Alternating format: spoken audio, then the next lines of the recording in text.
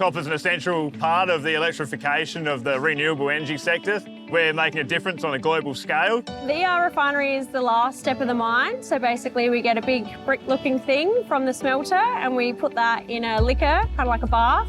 The cells will be filled back up with our electrolyte and then start plating that copper over the next 10 days. Then the cathodes, they'll go into our robotic cathode stripping machine. That uses 7 different robots to strip that copper cathode away from the mother plate, and the copper cathode will come out, get bundled and end up out on the dunnage. At the end of the cycle, there's this black sludge right at the bottom and we have to hose that into a pipe, and that's actually all the gold and silver. You can start at level 1, which is what I am, and then you can work your way up by doing different courses. You can do forklift, dogging, bridge and gantry. Those are all prerequisites to go into the machine, so things like the crane to operate the RCSM. And then there's also the circulation route, which is all the pipe work, liquor, samples. That's pretty technical work, so you need to be pretty switched on. My name's Steph and I work here in the metallurgical lab as a technician. What we do here is a very vital part to what copper comes out, and results depend on how the plant runs.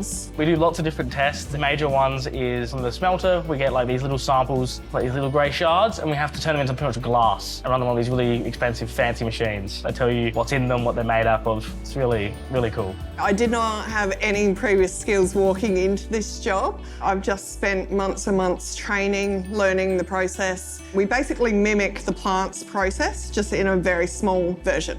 Your days are structured, so you wake up and get here, you have your meeting, getting you ready for the day. You do the most work you'll do in the day in the first 4 hours, and then the rest of the day is just doing smaller jobs. The way the brakes are set up, you almost just go from break to break, and before you know it, you're on the bus home.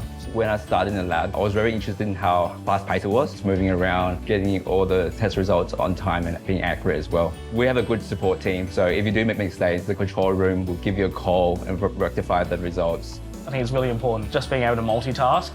The things that we do, they don't happen instantly. Samples might run for half an hour. So being able to jump around and switch gears really quickly. If you are stuck into a one-track mind, it might be a bit difficult.